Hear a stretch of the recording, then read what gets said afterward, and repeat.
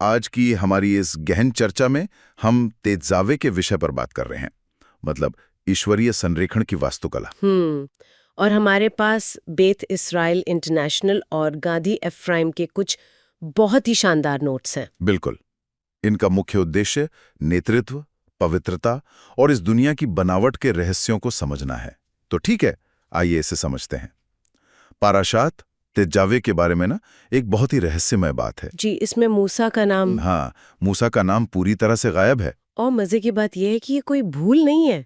Beth Israel के notes बताते हैं कि ये उनका गायब होना नहीं है, बल्कि एक अनदेखे माध्यम के रूप में उनका और भी ऊपर उठ जाना है। अनदेखे माध्यम? हाँ, क्योंकि उनका सिद्धांत है कि सर्वोच्च नेतृत्व वास्तव में आंतरिक होता है। मैं ये सोच रही थी कि जब किसी का नाम हटा दिया जाता है तो केवल उसका मूल स्वरूप या उसका सार ही बचता है। एकदम सही। ये सोचने वाली बात है।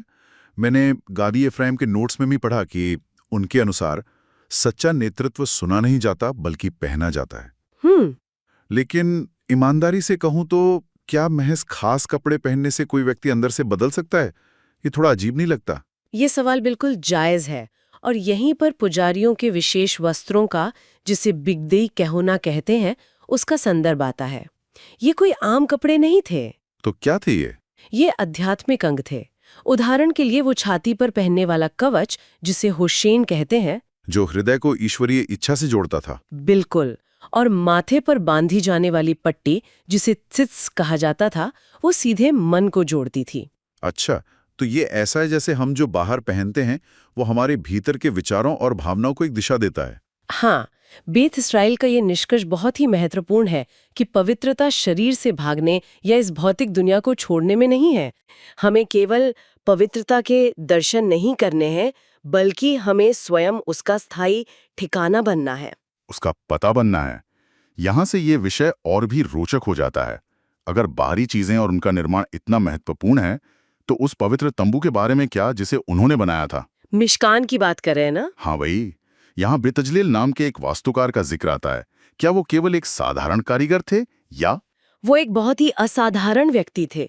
ग्रंथों के अनुसार बेतजलेल ने उस तंबू का निर्माण ठीक उसी बुद्धि, समझ और ज्ञान से किया था जिससे इस दुनिया की रचना हुई थी। हिब्रू भाषा में इन तीनों शब्दों के पहले अक्षरों को मिलाकर खबात कहा जाता है। जी। वो वास्तुकला को ब्रह्मांड के स्तर पर समझते थे। वाओ! मैंने नोट्स में पढ़ा कि बेत इस्राइल ने उन्हें पहला टोरा टेक्नोलॉजिस्ट तक कह दिया। हाँ, ये बहुत ही सटीक तुलना है। लेकिन ये प्राचीन तंबू आज की तकनीक से कैसे जुड़ता है? इसे ऐसे समझें जैसे आज के समय में सॉफ्टवेयर का कोड काम करता है। एक कोड कंप्यूटर को बताता है कि उसे क्या करना है। अच्छा, तो बेथ इस्राइल के अनुसार बेतजलेल ने जिन आकारों और अनुपातों का इस्तेमाल किया, वे वास्तव में इस वास्तविकता की मूल संरचना के नियम थे। मतलब वो ब्रह्मांड का कोड लिख रहे थे। बिल्कुल। और गादी एफ्राइम ये स्पष्ट करते हैं कि उस तंबू को इस दुनिया के अंदर महज एक इमारत की तरह नहीं रखा गया था, बल्कि पूरी दुनिया को उस तंबू के चारों ओर फिर से केंद्रित किया गया था। एकदम सही समझा आपने। तो इन सब का क्या मतलब है? इन प्राचीन वास्तुकला के नियमों और पुजारियों के कपड़ों का हमारे आज के जीवन से क्या लेना देना है? इसे समझने के लिए स्वर्ण वेदी का उदाहरण लेते हैं। अक्सर हम सोचते हैं कि आध्यात्मिकता का मतलब अपनी इच्छाओं को मारना है। हाँ, ज्यादातर लोग यही मानते हैं। लेकिन गादी एफ्राइम के अनुसार जहां इच्छाओं को नष्ट नहीं किया जाता, बल्कि उन्हें निखारा और शुद्ध किया जाता है, परिष्कृत किया जाता है। जी। इस पूरी चर्चा का सबसे गहरा विचार ईश्वर के उस कथन में छिपा है जहां वो कहते हैं, मेरे लिए एक पवित्र स्थान बनाओ ताकि मैं उनके भीतर निवास कर सकूं। ये ध्यान देने वाली बात है, इमारत के भीतर नहीं बल्कि इंसानों के भीतर। बिल्कुल। बेत इस्राइल हमें यही सिखाता है कि उद्धार या मुक्ति का अर्थ स्वर्ग के नीचे आने का इंतजार करना नहीं है, बल्कि अपने रोजमर्रा के कार्यों से इस पृथ्वी को ही ऊपर उठाना है। जी बिल्कुल यही बात है। क्या बात है। और इसी के साथ सोचने के लिए एक अंतिम प्रश्न छोड़ते हैं। जरूर। यदि आदम ने चीजों का नामकरण करके और बेतजलेल ने निर्माण करके वास्तविकता को आकार दिया था, तो आज हम क्या कर रहे हैं? बिल्कुल, हमारे रोजमर्रा के शब्द और कार्य भी एक तरह का कोड है।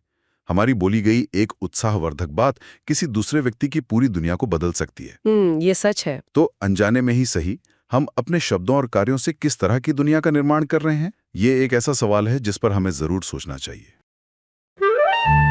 है।